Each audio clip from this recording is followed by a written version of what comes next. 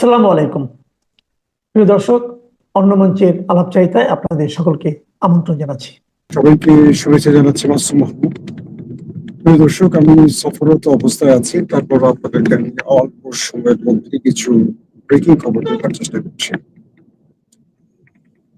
বাংলাদেশ এবং পাকিস্তানের সবচেয়ে বেশি শোকাগ্রস্ত এই মুহূর্তে বাংলাদেশের সবচেয়ে জনপ্রিয়, বাংলাদেশের ইতিহাসের সবচেয়ে জনপ্রিয় নেত্রী খালেদা জিয়া মৃত্যুর সাথে লড়াই করছে। পাশাপাশি পাকিস্তানের ইতিহাসে সবচেয়ে সফল এবং জনপ্রিয় নেতা ইমরান খান, তিনি বেঁচে আছেন কি বেঁচে নেই, এটা আর দেশের জনগণ জানছেন। এই বিষয়গুলো জানাবো, ইমরান খানের সর্বশেষ অবস্থা জানাবো, কি ঘটছে পর্দার অন্তরালে, আসিফ মনির কি চাইছেন সেই বিষয়গুলো স্পষ্ট হবে। পাশাপাশি খালেদা জিয়ার প্রসঙ্গ দিয়ে শুরু করতে চাই। আপনারা শুনতে এবং দেখতে পাচ্ছেন? একটু আমাকে কমেন্ট করবেন, দেখতে এবং শুনতে পাচ্ছেন কিনা, আমি একটু কমেন্ট চাচ্ছি আপনাদের। দর্শক, প্রথম যে বিষয়টি সেটি হলো, খালেদা জিয়া বেশ কিছুদিন ধরে অসুস্থ আছেন আমরা জানি, তাকে এই অসুস্থ বানাবার পিছনে শেখ হাসিনার সবচেয়ে বড় ভূমিকা রেখেছে। আমরা জানি তাকে কারাগারে নিক্ষেপ করা হয়, তাকে বিদেশে চিকিৎসা নিতে দেওয়া হয় না, তার উপর যত প্রকার জুলুম আছে শেখ হাসিনা সব করেছে। এবং একটা পর্যায়ে তিনি ক্রমান্বয়ে অসুস্থ হতে হতে এখন আমরা বলতে পারি যে তিনি একটা ভয়াবহ অবস্থার মধ্যে আছেন।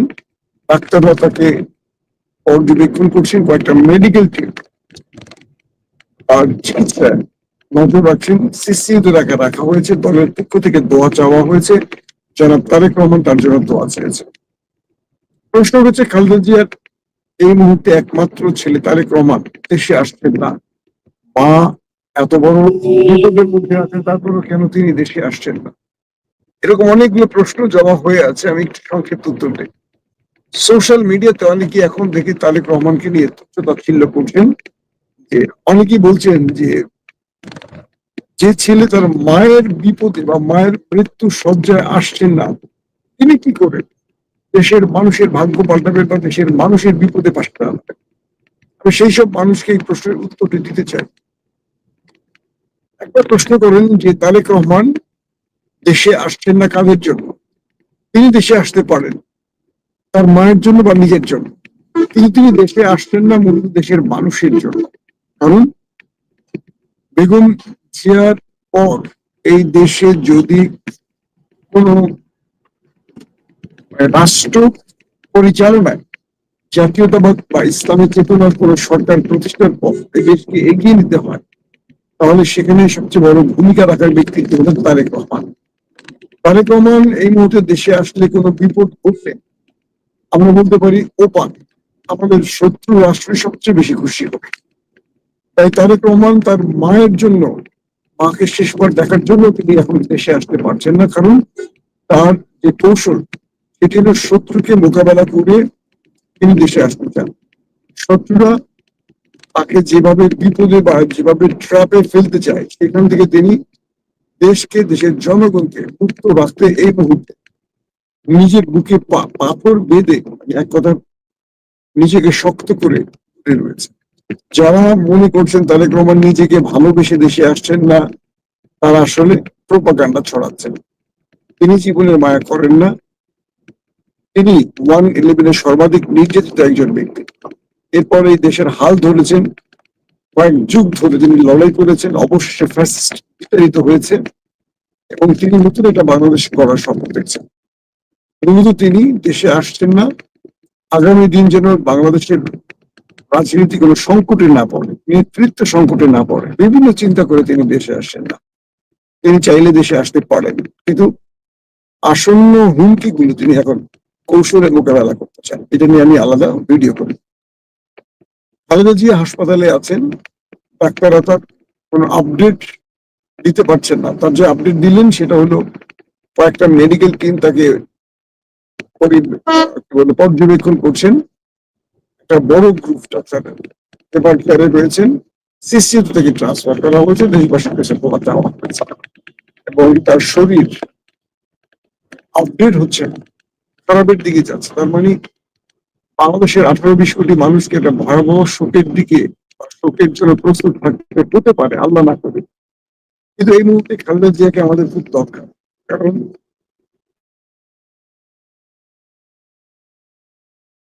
তৈরি করছে আমাদের রাক্ষসরা, বর্গীরা, দানবরা এই দেশকে নিয়ে ষড়যন্ত্র করছে। এই মুহূর্তে আমাদের খালেদা জিয়াকে আরেকবার দরকার, কারণ বাংলাদেশে জিয়াউর রহমানের মৃত্যুর পর আমাদের শত্রুদের সাথে একমাত্র চোখে চোখ রেখে কথা যিনি বলেছেন তিনি আমাদের খালেদা জিয়া। বাংলাদেশ প্রস্তুত খালেদা জিয়াকে বিদায় দেবার জন্য নয়, বাংলাদেশ খালেদা জিয়াকে বুকে জড়াবার জন্য, খালেদা জিয়ার নেতৃত্বে আরেকবার সোজা হয়ে বাংলাদেশকে পার করাবার স্বপ্নে আছে। আমরা এই মুহূর্তে কোনোভাবেই এত বড় দুঃসংবাদের অপেক্ষা করতে পারি না, দুঃসংবাদ সহ্য করতে পারি না। এর মধ্যে আমরা দেখতে পাচ্ছি সবচেয়ে দুঃখজনক হলেও সত্য যে বিষয়টি, সেটি হলো পাকিস্তানে সাবেক প্রধানমন্ত্রী ইমরান খানের জীবন হুমকির মধ্যে আছে। কেউ বলছেন বা কেউ বলছেন তিনি বেঁচে নেই। এই বিষয়ে আমি পাকিস্তানের বেশ কয়েকজন সাংবাদিকের সাথে কথা বলেছি। সর্বশেষ পাকিস্তানের জনপ্রিয় এবং বারবার গুম হওয়া এবং গুম থেকে বেঁচে ফিরে আসা, জেল খাটা, একাধিক মামলার আসামি হওয়া একজন সাহসী সৎ সাংবাদিক ইমরান রিয়াজ খানের সাথে আমি যোগাযোগ করে যে তথ্য পেয়েছি, সেখানে বলা হয়েছে যে ইমরান খান বেঁচে আছেন, তবে আসিফ মনির তিনি ইমরান খানকে এই মুহূর্তে সবকিছু থেকে দূরে রেখেছে তার কিছু কৌশল বাস্তবায়নে। এক, আসিফ মনির এই মুহূর্তে পাকিস্তানের সর্বময় ক্ষমতার মালিক। পাকিস্তানে বিগত সময় ইয়াহিয়া, আইয়ুব, পারভেজ মোশাররফ বা তার আগে জিয়াউল হক এরকম বহু ব্যক্তিরা গণতান্ত্রিক সরকার হটিয়ে সেনা শাসন প্রতিষ্ঠিত করেছিল, অর্থাৎ শাসন ক্ষমতা দখল করেছিল সামরিক। কিন্তু ইমরান খান আসার পর পাকিস্তানের জনগণ একটা নতুন স্বপ্ন দেখছিল যে ইমরান খানের নেতৃত্বে বাংলাদেশ, পাকিস্তান গণতান্ত্রিক উপায়ে একটি কি বলবো যে স্বনির্ভর রাষ্ট্র হিসেবে দাঁড়াতে পারবে। এবং ইমরানকে সরাবার জন্য অনেকগুলো দলের, 15-20টা দলের সমন্বয় একটি কোয়ালিশন করেছিল আসিফ আলী জারদারি, নওয়াজ শরীফ এবং মাওলানা ফজলুর রহমান, যার নাম দেওয়া হয়েছিল পিডিএম। এরপর সেই পিডিএম এ ভর করে কামার জাভেদ বাজওয়া ইমরান খানকে 2022-এ অনাস্থা ভোটের মাধ্যমে, ফেক অনাস্থা ভোট, অর্থাৎ যে কোয়ালিশন ইমরান খান করেছিলেন বা পিটিআই যে কোয়ালিশনে ক্ষমতা বসছিলেন, সেই কোয়ালিশনের অন্যতম পার্টনারদের পাকিস্তানের গোয়েন্দা বাহিনী মাথায় বন্দুক ঠেকিয়ে ইমরানের দল থেকে বাধ্য করে পার্লামেন্টে অনাস্থা ভোটের ব্যবস্থা করে। এরপর আমরা দেখলাম যে সেই অনাস্থা ভোটের আগে ইমরান খান পার্লামেন্ট ভেঙে দিলে পাকিস্তানের ইসলামাবাদ হাইকোর্টের বিচারক ওমর হাতা বান্দিয়ার এবং আরো কয়েকজন বিচারপতি হঠাৎ করে গভীর রাতে হাইকোর্ট বসিয়ে, সুপ্রিম কোর্ট বসিয়ে অন্য সেনাবাহিনীর নির্দেশ ফলো করতে গেলে ঘটে যায় ভিন্ন ঘটনা। যে আসিফ আলী জারদারি, মাওলানা ফজলুর রহমান কিংবা শাহবাজ শরীফ তারা ক্ষমতা বিভোর হয়ে গণতান্ত্রিক সরকার ইমরানকে সরালেন ক্ষমতা থেকে, আজ তারা বুঝতে পেরেছেন যে কত বড় ভুল তারা করেছে। কিরকম? পাকিস্তানে এই মুহূর্তে গণতান্ত্রিক সরকার নেই, আছে একটা পুতুল সরকার, হামিদ কারজাইয়ের মতো। পুরো পাকিস্তান দখলে নিয়ে গেছে সেনাবাহিনী। এই মুহূর্তে পাকিস্তান কন্ট্রোল করছে সেনাবাহিনী। পাকিস্তানের সর্বময় ক্ষমতার মালিক সেনাবাহিনী। আসিফ মনির ক্রমান্বয়ে একে একে সকল ক্ষমতা তার হাতে নিয়ে গেছেন। আগে পাকিস্তানের 3 বাহিনীর প্রধান ছিলেন, 3 বাহিনীর প্রধান ক্ষমতার মালিক। এখন 3 বাহিনীর সর্বময় ক্ষমতার মালিক হয়ে গেছেন আসিফ মনির, নট প্রেসিডেন্ট। আসিফ মনির তাকে এক্সটেনশন করে, যিনি চাকরির মেয়াদ টপকে আরো 3-4 চাকরি থেকে বিদায় নিয়ে গেছেন, তারপরে অতিরিক্ত 3 বছরের জন্য এক্সটেনশন পেয়েছেন, সেই আসিফ মনির আরো 10 বছর তাকে দেশের সেনা প্রধান হিসেবে এই চেয়ারে রাখার আইন পাশ করে ফেলেছেন। শুধু তাই নয়, আসিফ মনির বিদায়ের পর কোন রাজনৈতিক সরকার তার বিচার করতে পারবে না, অর্থাৎ তিনি বিচারের মুখোমুখি করা যাবে না। মানে তিনি যত আকাম কুকাম করছেন সেই আকাম কুকামের বৈধতা শাহবাজ শরীফের ঘাড়ে বন্দুক রেখে পার্লামেন্টের মাধ্যমে, সিনেটের মাধ্যমে পাশ করিয়ে নিল এই আসিফ মনির। কারণ তিনি জানেন আসতে দিনগুলোতে ইমরান যদি একবার বেরিয়ে আসতে পারে তাহলে তার অবস্থা 12টা বেজে যাবে, তাই তিনি এই আইনগুলো করেছেন। আর শাহবাজ শরীফ চাক আর না চাক সেই আইনগুলো পাশ করিয়ে দিচ্ছেন, কারণ তার মাথায় বন্দুক ঠেকানো হয়েছে। কারণ কি? কারণ তিনি অবৈধ প্রধানমন্ত্রী, ঠিক শেখ হাসিনার মতো, একদম সেম শেখ হাসিনার মতো। কারণ হলো শেখ হাসিনা দিল্লিকে খুশি করে বাংলাদেশের প্রায় 15.5 বছর অবৈধভাবে ক্ষমতায় ছিলেন, এটা পৃথিবীর সবাই জানে। আর শেখ হাসিনা আইন প্রয়োগকারী সংস্থাকে দিয়ে বিরোধী মত দমন করে অবৈধ টিকেছিলেন। ঠিক এখানে ভিন্নতা ঘটেছে আসিফ মনির। অবৈধ সরকার শাহবাজকে ক্ষমতা বসিয়ে তিনি সকল ক্ষমতা তার হাতে নিয়ে গেছেন। কারণ শাহবাজ অবৈধ, শাহবাজ পরাজিত শক্তি, শাহবাজ নির্বাচনে হেরে গেছে, কিন্তু আসিফ মনির তাকে বিজয়ী ঘোষণা করেছেন তার শক্তি দিয়ে, বন্দুকের শক্তি দিয়ে। এটা পৃথিবী সবাই জানে।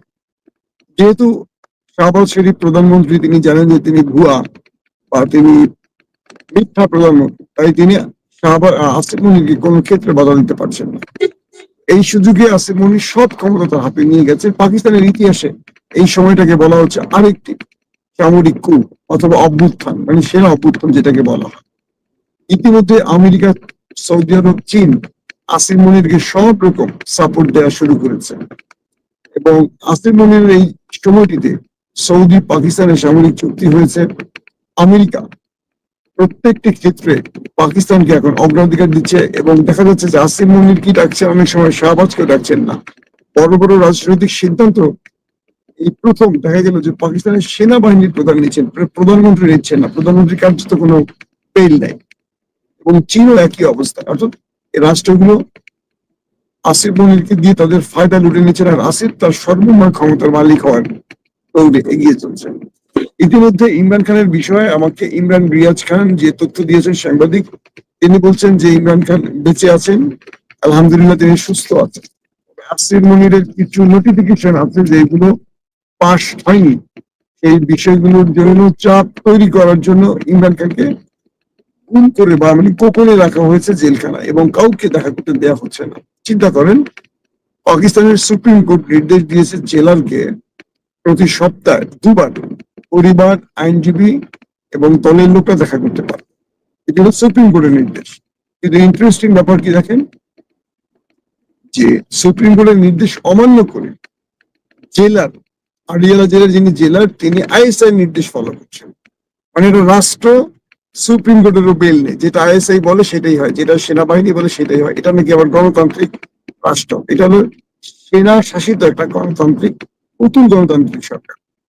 তো ইমরান খানকে ইচ্ছা করে চাপে রাখা হয়েছে, গুম করে রাখা হয়েছে, বা জেলখানায় আছেন, ভালো আছেন শুনছি কয়েকটি সূত্রের খবরে। কিন্তু আসিফ মনির তার উপর প্রেশার দিয়ে তিনি যাচ্ছেন তার নোটিফিকেশনটি পাশ করে নিতে, যাতে পিটিআই শেষ পর্যন্ত ইমরানের জীবন রক্ষায় এই নোটিফিকেশনটিতে কোনো বাধা সৃষ্টি না করে। পাশাপাশি আসিফ মনির ধারণা নিচ্ছেন যে ইমরানের কিছু যদি হয় বা তারা যদি কিছু করেন, সেক্ষেত্রে কি রকম প্রতিক্রিয়া পাকিস্তানের পক্ষ থেকে আসবে বা ইন্টারন্যাশনালি আসবে।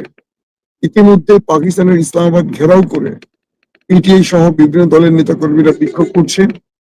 তারা ইমরানকে দ্রুত জনসম্মুখে বা তার পরিবারের সদস্যদের তার সাথে দেখা করার অনুমতির জন্য পুরো আডিয়ালা জেল ঘিরে ফেলেছে, এবং খাইবার পাখতুনখোয়ার যিনি চিফ মিনিস্টার মিস্টার আফ্রিদি, তিনি এটার নেতৃত্ব দিচ্ছেন, এবং তিনি মোটামুটি তেহরিকে ইনসাফের পক্ষে আডিয়ালা জেল ঘেরাও করে সেখানে বিক্ষোভ করছেন। এবং হাজারো মানুষ এখন রাস্তায় নামছে ইমরান খানের জন্য। তারা তাদের প্রিয় কাফতানকে কোনোভাবেই আসিফ মনিরের ষড়যন্ত্রের শিকার হতে দেবেন না ঘোষণা দিয়েছেন। এবং পিটিআইর পক্ষ থেকে আজকেও একাধিক বক্তব্য এসছে, তারা শিগগিরই পুরো পাকিস্তানের মধ্যে ভয়াবহ বিক্ষোভ শুরু করবে, এবং তারা বলছেন যে ইমরানের মুক্তি চান, আর এরকম কোন মিথ্যা নাটকের সাজা, মানে মিথ্যা সাজা তারা চান না। এসব নাটক মঞ্চস্থ আসিফ মনির যেটা করছে তার বিরুদ্ধে আদালতকে তারা বলছেন যে এবার আপনারা ভূমিকা রাখেন, না হলে সবাই ইস্তফা দিয়ে চলে যান। পাকিস্তানের এত এত হাইকোর্ট, এত এত সুপ্রিম কোর্ট, এগুলো কোনো প্রয়োজন নেই। যাদের ইচ্ছা তারা সবাই দেশ, মানে আদালতের চাকরি ছেড়ে সবাই সেনাবাহিনীতে যোগ দিতে বলা হয়েছে। কারণ সেনাবাহিনীর নির্দেশে এখন এই রাষ্ট্রটি চলছে।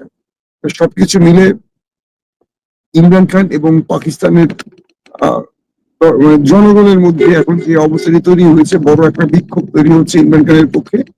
বলা হচ্ছে এই বিক্ষোভেও আসিফ মনিরের বিরুদ্ধে সেনাবাহিনীর আরেকটি গ্রুপ দাঁড়িয়ে পড়তে পারে, অর্থাৎ সেনাবাহিনীর আরেকটি গ্রুপ তারা ইমরানের যদি কোনো জীবনের হুমকি বা ইমরানের জীবন নাশের কোনো ঘটনা ঘটে, তাহলে পাকিস্তানের ভেতরে সেনাবাহিনীর অন্য কোনো গ্রুপ তারা ওই মানে সামরিক কু করে বসতে পারে, এরকমও আভাস পাওয়া যাচ্ছে।